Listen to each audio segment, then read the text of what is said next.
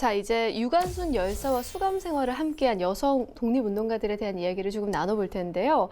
1920년 3월 1일 만세 함성이 또다시 한번 울려 퍼졌습니다.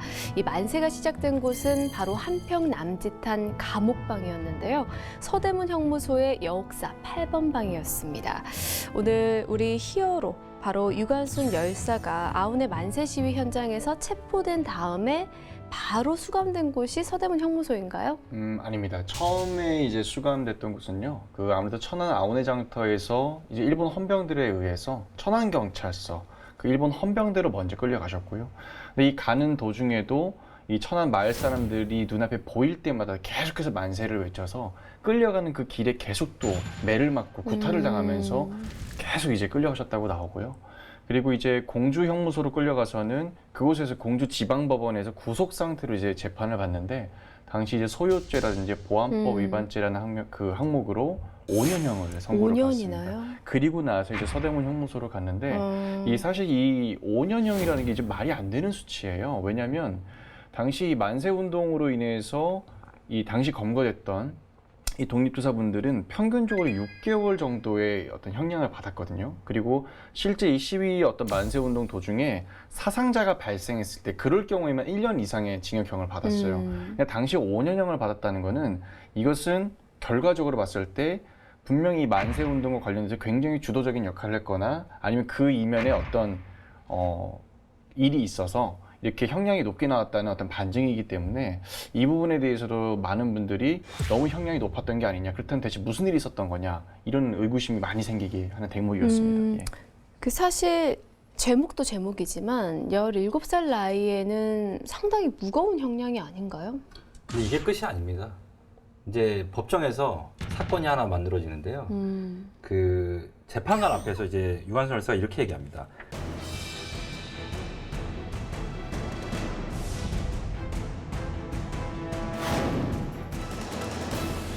유관순 열사다운 그런데 발언이네요. 이 발언을 하면서 재판장한테 의자를 던져버립니다. 와우. 어떻게 그런 행동을 하죠? 정말 대단한 용기가 대단합니다. 상상이 잘 안 되는 이제 모습이죠. 근데 그러니까 이제 일제는 이 모습을 보자마자 그 법정 모독죄로 여기다 2년형을 추가해요. 그런데 당시 법으로는 여성한테 형량을 줄 수 있는 게 맥시멈 7년이었어요. 그러니까 법정 최고형을 받은 셈인 거죠. 그때 당시에 저 같았으면 좀 참았을 것 같기도 한데요. 이 스토리를 이제 이렇게 읽다 보면 조금만 참으시지. 그쵸. 그러면 가석방도 있을 거고. 그런데 한편으로는 또 그렇게 안 하면 유관순이 아니다 라는 또 생각도 들더라고요. 예. 유관순 열사다운 말과 행동인 것 같아요. 그러면 유관순 열사는 이후에 공주 형무소에서 서대문 형무소로 이감이 되는 거죠? 네, 맞습니다. 근데 이 서대문 형무소라는 곳 자체가 당시 이 서울 한복판에 조선 총독부부터 해가지고 어떤 일제의 어떤 수탈의 상징인 어떤 건물들이 너무나 많이 있었기 때문에 당시에 크고 작은 이 독립운동의 일환을 볼 수 있는 사건 사고가 이 서울 쪽에 굉장히 많았어요. 그래서 이 독립운동을 서울 쪽에서 했던 사람들을 먼저 수용할 수 있는 시설을 만들기 위해서 그때 서대문 형무소가 만들어졌고요. 그러다 보니까 유관순 열사와 비슷한 어떤 사연을 가진 사례의 어떤 독립투사들을 모아두는 그런 어떤 장소였던 거죠. 그래서 전국에서 비단 어떤 이 공주 형무소뿐만이 아니라 전국에 있는 형무소에서 대다수의 당시 만세운동으로 독립운동을 했던 분들이 이 서대문 형무소로 이감이 됐습니다. 네, 서대문 형무소는 지금 현재 역사박물관으로 쓰이고 있잖아요. 근데 거기 가보면요, 딱 특유의 싼 분위기가 있어요. 그럴 수밖에 없는 게요. 이 프랑스 근대혁명 이후에 이제 등장한 이제 파놉티콘이라는 구조예요. 이 파놉티콘이 뭐냐면 방사형 구조로 돼 있는 걸 말하는데 간수가 딱 한 명이서 여러 군데를 다 감시할 수 있는 이 방식으로 돼 있는 곳이거든요. 그리고 간수가 있는 건 좀 어두침침하고 또 저 간방 쪽은 좀 약간 밝고 이런 구조로 돼 있고 또 안중근 의사가 돌아가신 그 여순 감옥도 바로 이런 형태로 돼 있는 감옥입니다. 그야말로 그냥 계속 감시할 수 있는 구조를 만들어 놓은 거네요. 흥미로운 사실은 이제 일제시대에 그 3.1운동 즈음에 서대문 형무소에 투옥됐던 10대들이 거의 수감자의 10% 정도였대요. 유관순 열사 같은 분이라는 거죠? 그리고 나이가 제일 어렸던 분이 15살. 와, 15살. 만 15살. 지금으로 치면 중2 정도 되는 나이인데. 그러니까 이게 가만히 돌이켜보면 어. 학생들, 중고등학생들이 얼마나 이 나라를 되찾는데 열성적으로 뛰어들었냐를 이제 보여주는 한 대목인 거죠. 그럼 당시에 3.1운동 이후에는 한 어느 정도의 인원이 수감이 그러니까 되었어요? 그 전까지는 우리가 교과서에서 한 번쯤 들어봤을 법한 의병장들, 대표적으로 허위 뭐 이런 분들께서 이 서대문 형무소에 계셨고, 실제 허위라는 분은 처음으로 서대문 형무소에서 순국하신 그 의병장이세요. 그래서 그것도 굉장히 이 서대문 형무소 역사관에 가면은 이제 바로 거의 제일 먼저 우리가 볼 수 있는 부분인데, 그때 3.1 만세운동 당시에도 한 3천여 명 정도가 3천여 추가로 명. 수감이 됐다고 얘기를 하고요. 그리고 이때 이 서대문 형무소뿐만 아니라 전국에 28개의 비슷한 형무소가 만들어졌고, 그 형무소 안에 시설들은 어땠어요? 좀 환경이 어려웠을 것 같거든요. 말도 안 되는 환경이었죠. 실제는 2평 남짓이었고, 그 2평 남짓되는 공간에 사람이 5명에서 10명이 들어갔어요. 그렇다고 하면 실제로 한 명당 쓸 수 있는 거의 평수는 제대로 누울 수가 없는 거죠. 1평조차 안 되는 거죠. 그러니까 한 명이 제대로 누울 수 있는 공간이 음. 안 나와요, 실제로 가보면. 그래서 그런 곳에서 생활을 했고, 음. 겨울에는 난방이 안 돼서 이제 동상 환자가 많았고, 동사로 죽는 분도 많았습니다. 여름에는 전염병이 창궐을 해서 안에서, 또 여름에는 그 전염병으로 돌아가신 분들도 많았고요. 근데 한 명이 누워 있을 공간이 충분하지 않다라는 거는 여러 명이 이렇게 앉아서 생활을 했다라는 건데 그렇죠. 불편해서 어떻게 살았을까요? 잠은 제대로 잤을까요? 그러니까 그 대목에서 이제 백범일지에 이제 김구 네. 선생님이 쓰신 내용이 있는데요.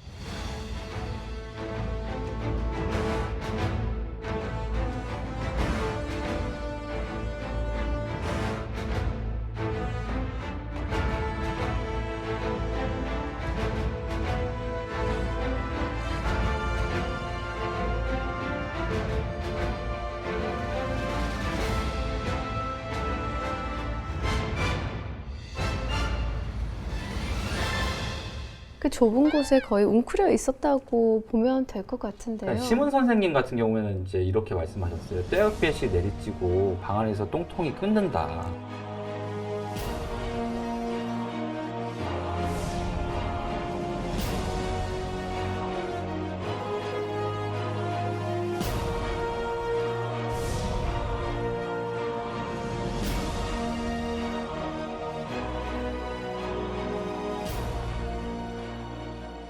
사실 이런 환경에서도 독립의지를 끝까지 불태웠습니다. 여기서 만세 시위가 일어났다고요? 1920년 3월 1일이죠. 그러니까 3.1 만세운동 1주년이 되는 때였습니다. 이때 이 서대문 형무소, 정말 이 암울하고 정말 절망의 어떤 비명이 가득한 그 장소에서 이 타벽 통보법이라는 방법으로 사전에 기획을 합니다. 그러니까 벽을 두드림으로써 이 서로에게 어떻게 보면 신호를 전달하는 그 당시에 하나의 독립운동가들의 어떤 표현 방법이었는데, 그렇게 사전에 준비를 해서 실제 안에서 또다시 만세운동이 일어났고요.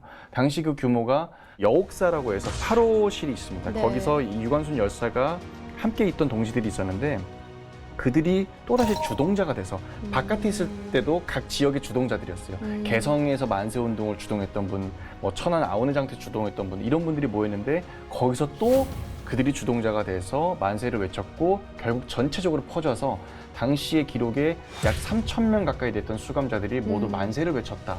그리고 이분들은 결국 또 이제 징벌실로 끌려가고 고문을 당하고 매를 맞았다. 이런 이야기가 있습니다. 그 사실 일본 수사들의 감시가 굉장히 삼엄했을 것 같은데, 조금 전에 말씀하셨던 타벽 통보법. 통보법.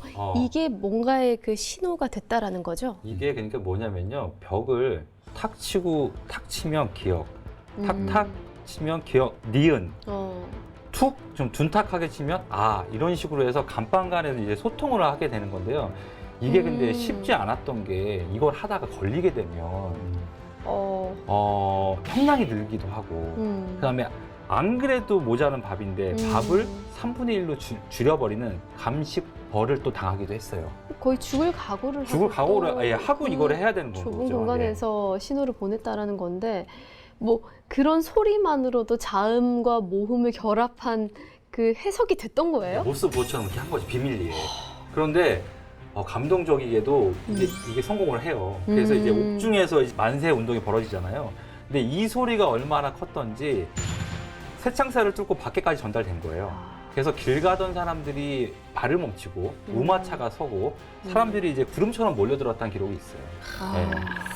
갑자기 소름이 몸에 쫙 돋네. 저도 지금 이게 쫙 올라오거든요. 그래서 뭐 기마대까지 출동하고 그 사람들을 해산시키려고 했던 이제 상황이었으니까 그 서대문 연못소에 아무것도 보이지 않는 그 공간에서 새창살 사이로 들려오는 그 함성 소리가 전율스럽게 아마 느껴졌을 거예요, 그 당시에는. 8번 방 안에서는 거의 울분이 차올라 넘쳐 외친 소리였겠죠. 지금 정말 뒷목이 쭈삣쭈삣한데 한번 생각을 해보세요. 음. 사람들 다 알잖아요. 지금 저 서대문 형무소에 그쵸. 갇혀 있는 사람들이 누군지 알잖아요.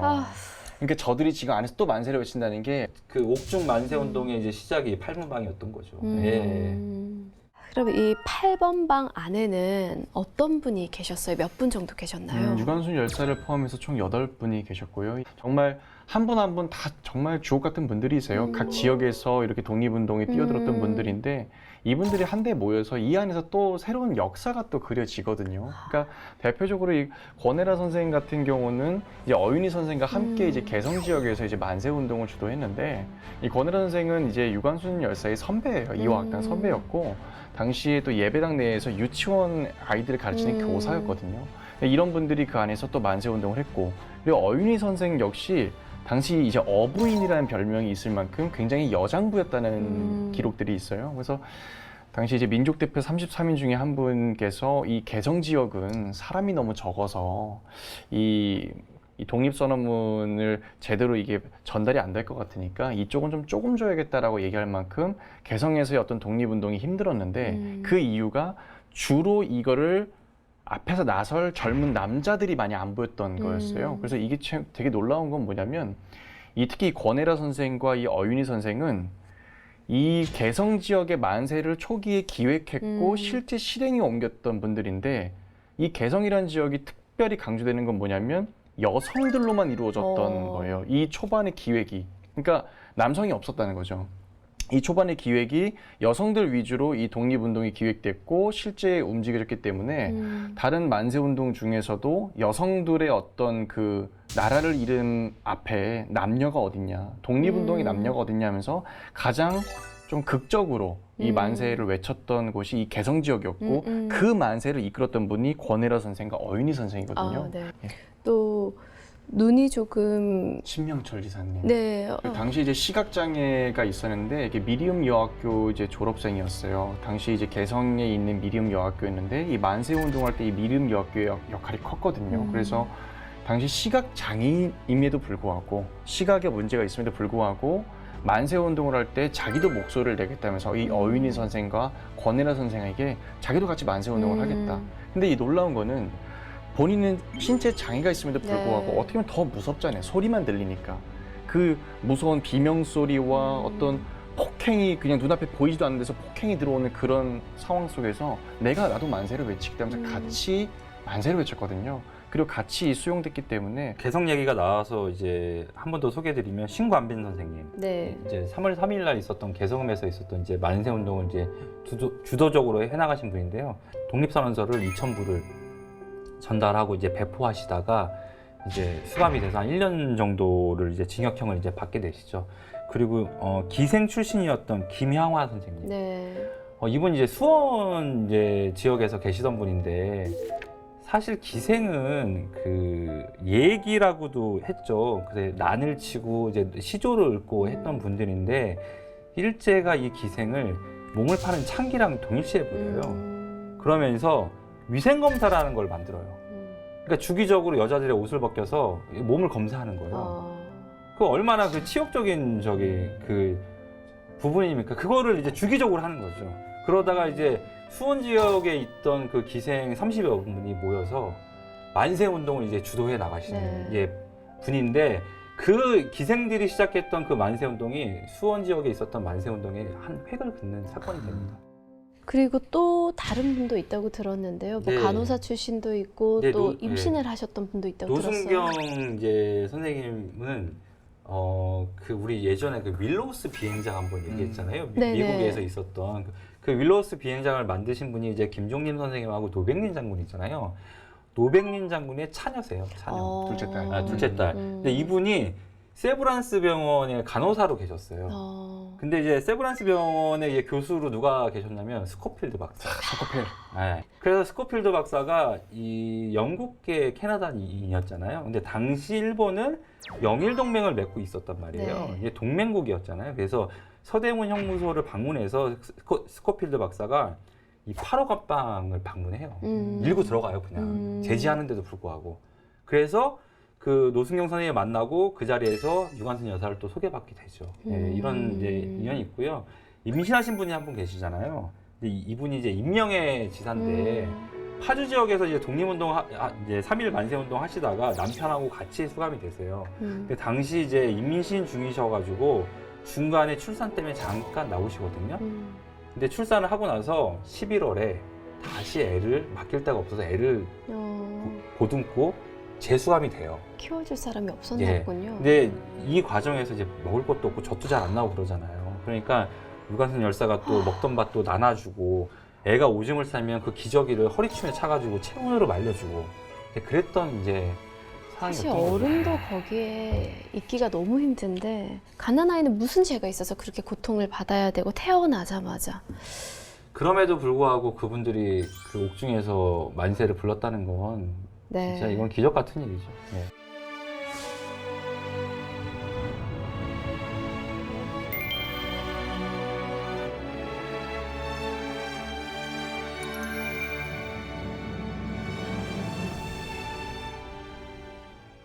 근데 이렇게 죽을 각오로 하고 어렵게 옥중 만세 운동을 벌였단 말이죠. 근데 또 하나 걱정되는 게 이 이후에 또 후폭풍이 일 거란 말이죠. 그러니까 당시 이제 옥중 만세 운동이 일어났을 때 이 안에서도 당연히 이제 주도자가 누구냐, 이거를 처음에 기획한 사람이 누구냐 봤더니만 일제 입장에서는 또 너희들이냐 이렇게 돼버린 거예요. 그래서 이 8호 옥사에 있던 그분들이 모두 이제 징벌방에 끌려가서 더 고문을 심하게 당하고 잠시라도 또 이제 독방으로 끌려가시기도 하고, 근데 또 엄청 많이 맞았죠. 그 일본 이제 당시 그 헌병들이 또 엄청나게 그 안에서 또 많이 괴롭혔고요. 그래서 근데 이분들은 근데 참 이런 게 있어요. 그들 입장에서는 이렇게 여자니까 신체적으로 약하고 네. 자신들이 그 우월한 지위를 이용해서 당시에 또 군인이고 그냥 어떻게 보면 죄수로 갇혀 있고 이러니까 이 정도로 때리고 욕하고 겁을 주면 이들이 기가 꺾일 거라고 생각을 했어요. 이 정도면은 이제 근데 그렇게 때리면서도 계속 회유를 멈추지 않았어요. 네. 왜냐면 이들이 상징적인 존재가 돼버렸기 때문에 이들이 만약에 일본의 회유에 넘어오면 이 독립운동 관련된 이런 흐름들이 좀 흐지부지 되지 않을까. 그런 식으로 어떻게 보면 약과 채찍을 계속 같이 줬던 거죠. 그러니까 그때 이런 식으로 했는데 이들이 꺾이지가 않으니 오히려 이 만세운동의 열기가 점점 더 퍼지고 이들이 더 정신이 강해지니 그런 부분에서 결국 무장통치 시기였던 그 흐름이 이제 문화통치 시기로 넘어가는 그런 어떤 움직임에 큰 영향을 이분들이 준 거죠. 근데 결국은 이제 이분들이 큰 고초를 겪게 되잖아요. 근데 네. 이게 이제 유관순 열사의 직접적인 사인이 됩니다. 이제 많이 맞았을 거 아니에요. 네. 뭐 손가락 밑으로 대나무 그걸 넣는 뭐 그런 거는 많이 알려져 있는데 네. 아주 악독한 이제 방법들은 많이 알려져 있죠. 근데 이 구타를 당하시는 과정에서 방광이 파열돼요. 네. 이제 그게 아마 직접적인 아마 사인이 된 것으로 많이 알려져 있죠. 예. 근데 일반적으로 사람이 외력에 의해서 방광이 파열될 수가 없대요. 그 전문의들이 얘기를 하는데 외력에 의해서 방광이 파괴되면 이미 다른 부위가 먼저 파괴가 된대요. 근데 다른 부위는 파괴가 안 되는데 방광만 내부에서 파괴가 됐기 때문에 이건 성고문이었다라고 이야기를 하는 거죠. 가는 순간까지 수많은 고통을 받고 또 지금까지도 잊혀지지 않는 이런 힘든 상황 속에서 저희가 기억해야 될 것은 그분들의 한 분 한 분의 강인함, 그리고 유관순 열사의 민족을 위한 의지가 아니었을까 하는 생각이 드네요. 또 이때 함께 불렀던 감동적인 노래가 있다고요? 대안이 살았다. 네. 당시 이 노래 가사가 이 세상에 알려진 지 그렇게 오래되지 않았어요. 그러니까 이 같이 여옥사 8호 이제 감방에 수용되었던 신명철 선생이라고 아까 기억나시나요? 네. 그 시각장애가 있으신데 개성에서 같이 권혜라 선생하고 어인우 선생하고 만세운동을 외친 분인데 이분의 아드님이 최근에 이 관련된 그 그 당시 여옥사에서 불렀던 노래를 증언을 하셨어요. 네. 어머니께서 당시 불렀던 노래를 적어가지고 공개를 했는데 제가 이분을 그 후손분이 개인적으로 연락이 왔어요. 그래가지고 제가 연락을 드렸었는데 그 후손분이 했던 말이 지금 기억이 나는 게 뭐냐면 당시에 그 여옥사 안에서 서로가 서로에게 너무나 큰 존재가 되어서 서로를 의지했기 때문에 버틸 수 있었다는 말이 나오고 안에서 정말 그 열악한 환경 속에서 또 새로운 생명이 태어났기 때문에 그 아이를 보면서 또 버텼다는 얘기가 나오고 희망을 본 거네요. 네. 근데 한 가지 아쉬운 점이 있었어요. 그게 뭐였냐면은 당시 그 8호 감방에 있던 그 여성 독립운동가들은 한 명 한 명이 정말 큰 어떤 이 대한민국의 역사이신 분들인데 너무나 유관순 열사에게 가려져서 너무나 다른 분들은 좀 알려지지 않은 부분이 참 그분의 아들로서 가슴이 아프다. 좀 대한민국 국민분들이 유관순 열사 물론 너무나 중요한 분이지만 좀 그때 같이 이 안에서 옥중 만세 운동을 외쳤던 그 여성들에 대해서도 조금은 기억해줬으면 좋겠다 이 말씀을 하셨어요. 유관순 열사와 함께 8번 방에 함께 수감되었던 다른 동지분들도 우리가 꼭 기억해야 할 분들인 것 같은데요. 다른 동지들의 뒷이야기는 조금 어떻게 들어볼 수가 있나요? 나머지 분들은 그 안에서 이제 추록 이후에 권혜라 선생이라든지 이제 어윤희 선생, 이제 신명주 선생 분들은 그런 이야기가 나와요. 본인들은 살아남았다는 데 또 미안함. 네. 가장 어렸던 관순이는 거기서 그렇게 끝까지 저항하고 결국 생을 마감했는데 우리들은 살아남았다는 데 미안함이 있어서 거기서 삶이 크게 바뀌질 못했던 것 네. 같아요. 계속해서 이제 직간접적으로 독립운동에 가담을 했었고 특히 이제 어윤희 선생 같은 경우는 이제 광복 이후에는 그 6.25 전쟁 때 어떤 고아들이 많이 생겼잖아요, 전쟁터에. 그래서 고아원을 만들어서 돌아가실 때까지 고아원을 운영하셨고, 권혜라 선생님 같은 경우는 1920년도에 이제 극동인민대회라는 곳에 이제 한국 여성 대표로 또 참여해가지고 네. 또 모스크바 쪽에서 또 활동을 하시고, 그러니까 이분들이 만세운동으로 끝나지 않았어요. 한 분 한 분이 정말 역사에 큰 족적을 남기셨기 때문에 이분들이 가는 곳마다 또 다른 젊은 청년들이 그분들에게 영향을 받아서 독립군이 되고 독립투사가 됐거든요.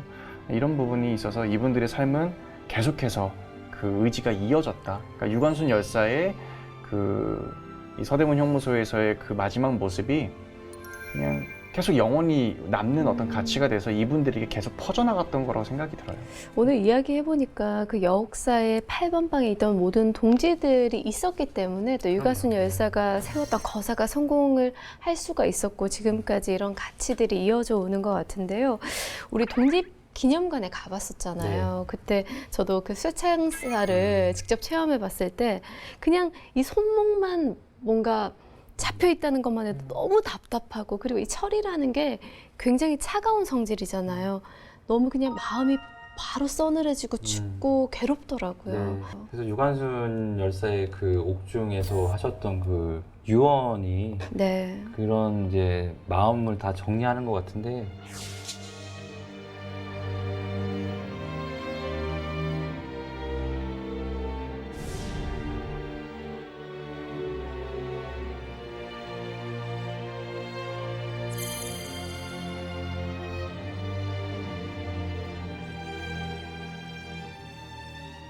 그렇게 사실상 이제 사망해서 이제 시신이 거의 나온 거죠. 그렇게 됐을 때 처음에는 이제 이태원 공동묘지에 이제 유해를 묻었어요. 근데 그때 문제가 됐던 게 뭐냐면 그 이태원 공동묘지가 이제 일본 입장에서는 군용기지로 거기를 또 그 터를 쓴다고 해가지고 미야리에 있는 공동묘지로 그 당시 이제 유관순 열사의 유해를 이제 옮기는 이장을 하겠다고 얘기를 했었거든요. 근데 실제 정확한 날짜를 얘기해 준 적도 없었고 아무런 그 유가족이라든지 아니면 그 관련자들에게 동의 없이 그 이장을 처리를 해버려가지고 그 파헤친 거죠. 파헤쳐서 그렇게 옮겨버려가지고 그때 이제 그 시신이 그 유해가 이제 유실돼 버렸어요. 그래가지고 지금 유관순 열사도 이제 안중근 의사와 똑같이 감효 상태로 있고요. 그리고 네. 그나마 1989년도에 유관순 열사 그 기념사업회에서 그 과거 천안의 이제 아우네 장터에서 처음에 이제 그 음력 3월 1일 전날에 올라가서 산에서 이제 봉화를 올렸잖아요. 그 산기슭에 초음묘를 이제 이렇게 안에 공적빛처럼 그 가묘처럼 만들어 놓고 그게 지금 유일해요. 그래서 아직도 이분의 어떤 그런 유해를 우리는 찾지 못한 거고 그런 걸 보면은 더 안타깝죠. 올해가 바로 유관순 열사 서거 100주년 추모하는 해이잖아요. 우리가 유관순 열사도 기억하지만 여옥사, 8번방 이 세 단어를 떠올리면서 8분의 여성 독립운동가도 함께 기억하고 앞으로도 잊지 않는 해가 될 수 있었으면 합니다. 오늘은 바로 청산리 전투에 대해서 이야기를 해볼 예정입니다. 그러면 청산리 전투는 청산리에서 벌어졌을까요? 청산리에서 벌어졌겠죠. 아닙니다. 청산리에서는 실제 전투가 없었습니다. 평소에 정말로 무시했던, 멸시했던 오합지졸이라 생각했던 그 독립군이 실질 보니까 이거 장난 아닌데? 더 놔두면 안 되겠는데? 라고 위협을 느꼈던 전투였고요. 임진왜란 이후에 가장 성공적인 민군 합동작전. 네.